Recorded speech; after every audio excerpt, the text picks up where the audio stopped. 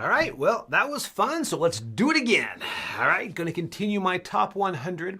I know the first 10 people look at it and they're like, really? These games are barely on the list. Which, you know what? Out of millions of games, it's pretty good. I don't think they're exactly millions of games, probably a little less. But anyway, so all these I love, but now we're going to go down a little bit lower. We're going to go to my top 90 through 81 games of all time.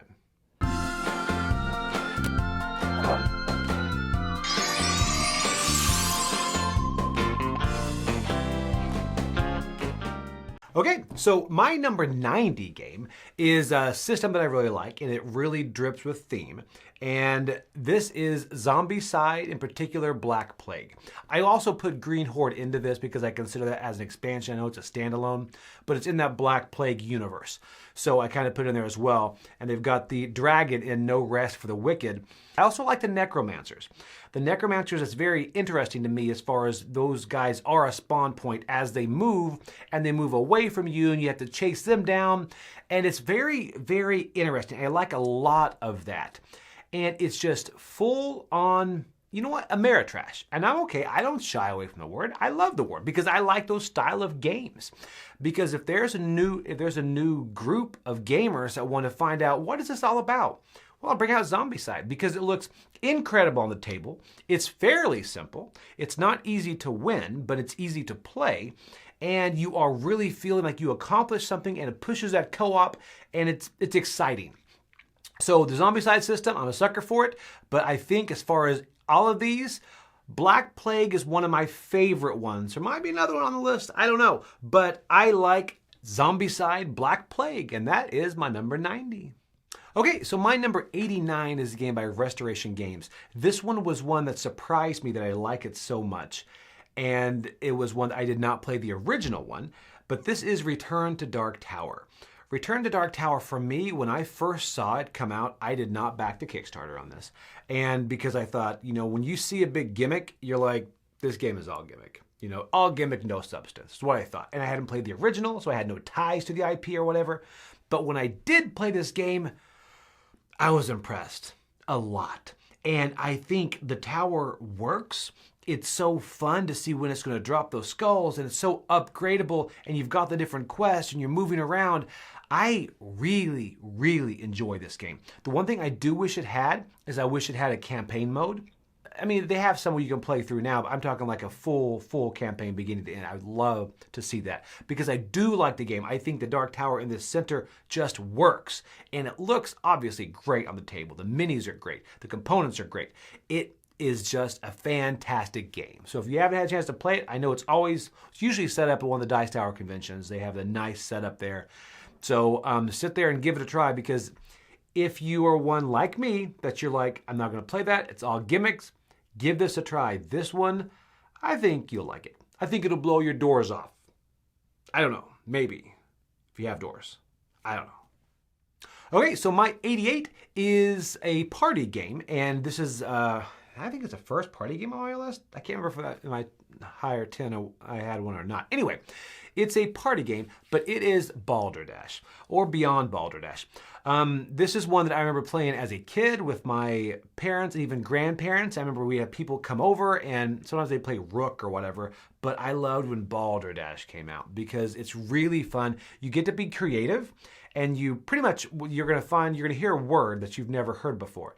And normally, most people have it. And then you're going to write a definition, and then you have to guess which is the right definition. Everyone writes a definition, and then there's a real definition written in there as well. So everyone guesses on which one they think is the correct one. So anyway, I do like Balderdash, or Beyond Balderdash, whichever. Okay, so my next one has a bit of a darker theme than Balderdash.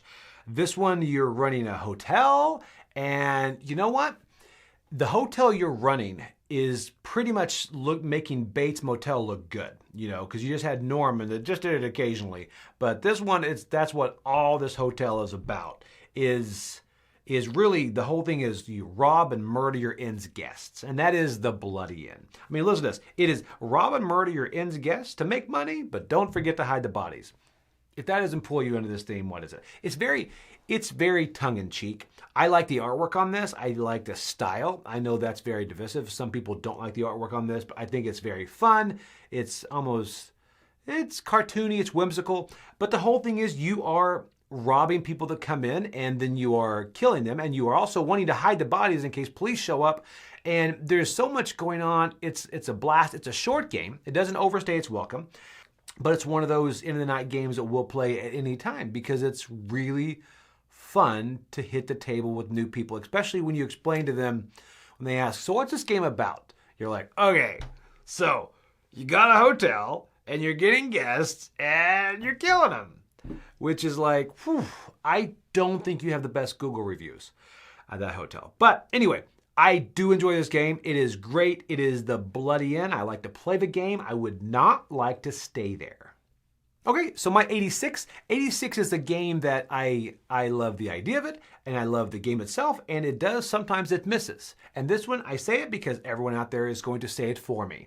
And this is Betrayal at House on the Hill. This one right here, there's something great about that journey of stepping through that haunted house, and you're gathering things and you're waiting for the haunt to happen.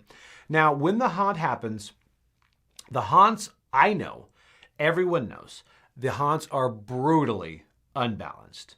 Brutally unbalanced. I mean, there'll be times where it's easy to win. There'll be times it's hard to win. It could be because the haunt itself is terrible, or it could be because the way you've divided things you've gotten up until that point make it easy or hard. Now, I will say one caveat is if you are playing, there's a Murphy's Law situation that goes with this. If you are playing with everybody's experienced gamers, and there's one new gamer, one person that has never played any game before, and that person is going to be the haunter. They just are. It happens every time. We played with my 85-year-old grandmother, and you know what? She was the one. And we're like, you know what, Grandma? I got to take this in the other room and figure it out. But it's really fun. It's exciting. It's fun. It's enjoyable. So that is Betrayal at House on the Hill. Okay, so now we're about down to my 85 game of all time. 85, this is a classic. I know pretty much everyone's out there. It is Yahtzee with monsters, and it is King of Tokyo, in particular, Dark Edition. Now, why did I choose Dark Edition? Well, Dark Edition, honestly, I know people choose this because of the artwork. The artwork on this is fine. I actually like the original artwork better because I have more monsters for the original artwork, and I have a lot of the stuff, the upgrades and things, the new things for that. But the one thing this Dark Edition does bring that will not allow me to go back to the original King of Tokyo is the wickedness track.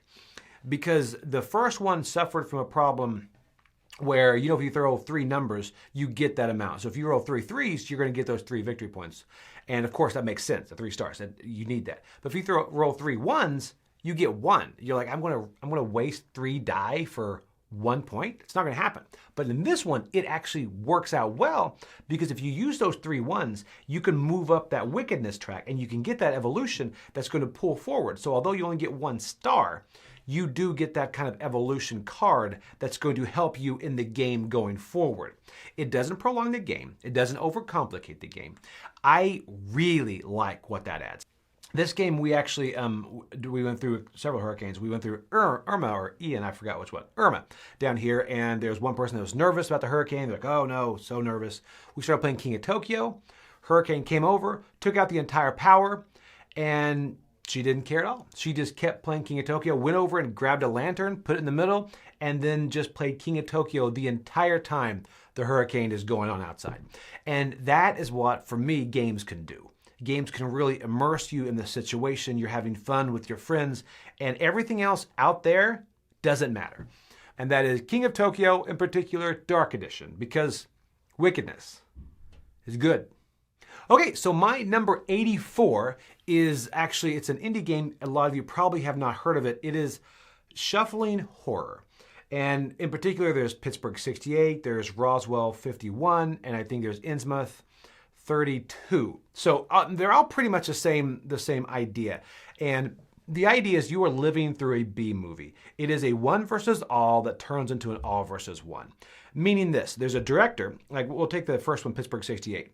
Everyone there is zombie, are normal people, and the director is controlling a zombie or horde. and you're going to go forward. And every time you start to grab one of those players or actors in this, you're going to turn them into a zombie. So now all of a sudden it's you two versus everybody else. Then it's you three, then it's four. And you keep going through the different scenes of the movie, and one by one these players are dropping. And at the end, there's only normally one player, one actor that's still alive. And everyone has turned.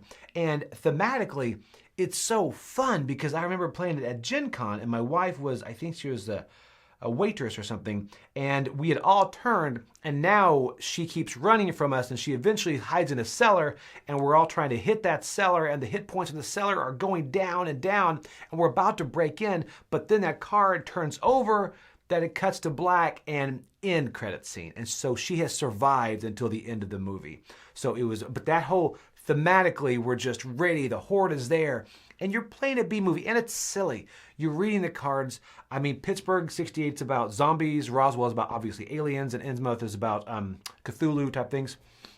They also have a small expansion, Santa Claus versus the Martians, and they have a mat that you roll out that is, it's like you're watching a B movie on the screen. It's got the movie screen, it's got the cars, it's got everything, and you really feel like you're immersed in that. So anyway, that is my number 84, and that is Shuffling Horror. I do like that, so if you like B movies, check it out, because I love B movies. Okay, so this is a big transition from Shuffling Horror to a little bit lighter, a little bit more fun, a little bit more majestic. We're going to a dexterity game. And this dexterity game is one of those that is always in my game room. That some games are in another part of the house, but these are actually my game room for end of the night. We'll bring it out and people will say, hey, you want to do a round of Flick of Faith? Flick of Faith is a dexterity game where you're going to flick tokens, and everybody has a different god, whether it's Zeus or Loki, or I think Santa is actually in there. But anyway, so all these different ones, and you're going to flick them around different islands, and you're going to try to get them to land on the islands, and you can get them, if you get cities, you get temples. And they're all also done in 3 ages, and as these are your prophets you're flicking. And as the ages happen, prophets die.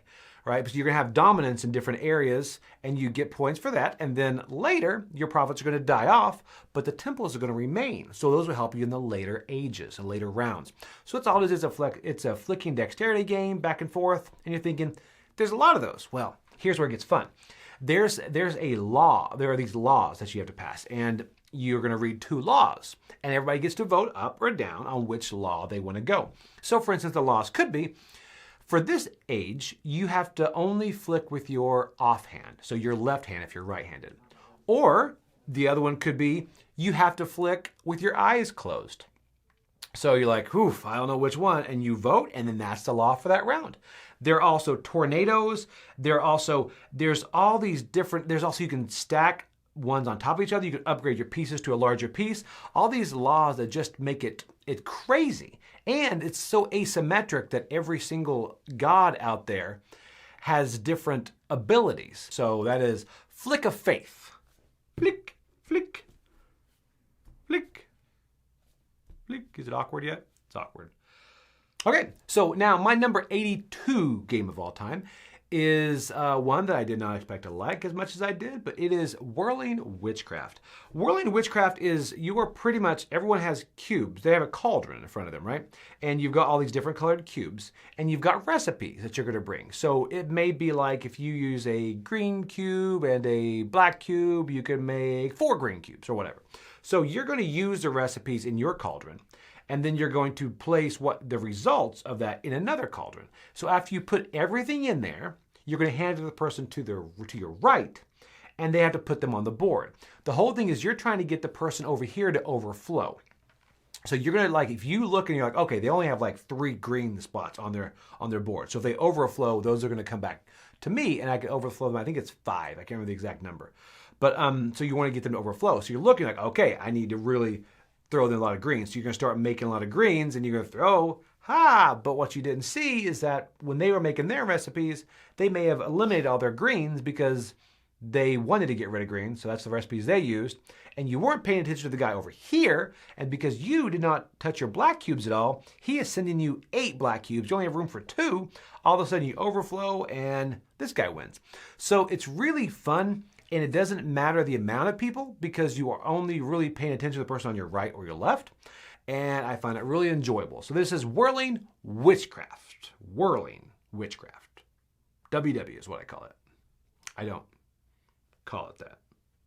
I don't think anybody calls it that. Okay, so my number 81 game of all time is a social deduction game, and it is one of the only ones that my wife will actually play, and that is Night of the Ninja. Night of the Ninja is a newer social deduction game, but I really enjoy it because it is team-based, which is really cool. I mean, and it also ends in rounds. So as a round ends, you're going to get points for if you won that round or if you didn't. And even if you die and your team wins, then that's it. Like, pretty much everyone is going to give a team. I think it's Lotus or Crane is what it is. And then you also give a hierarchy if you're 1, 2, 3, 4, 5, 6, 7, 8, whatever.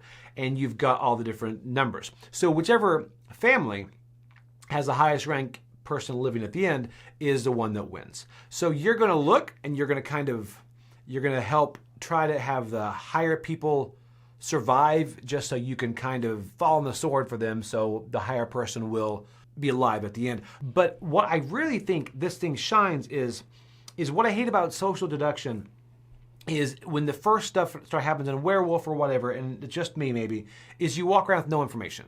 You're like, I don't know, I guess I'll just talk to you. You're probably lying to me. I don't know. But this one, there is an order.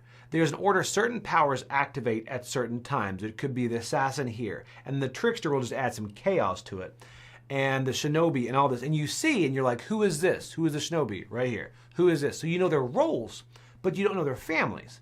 So different things like that will happen, and then you see people look at cards. You're like, okay, and they tell you, but then you can figure out, okay, they told me this is House Lotus, but do I believe them or not? So that's really fun. But anyway, it's a really enjoyable thing. And one by one, people start to die, and then the round's over. Hand out points, start a new round. Very quick, very easy. I enjoy this a lot, and this is Night of the Ninja. Okay, so that is it. Those are my 10 games for this week. So make sure you check everybody else on the channel. We're all doing ours. And we will be coming up next week. We're going to drop down a little bit lower and keep going to culminate to our top 10s we're going to do together at the end. So, all right, leave a comment any of these that you like or have heard of or would like to play. And if anyone wants to play these one of the Dice Tower conventions, find me. Let me know. I do like these games. A lot. A lot. All right, thanks, guys. I'm Joey Evans.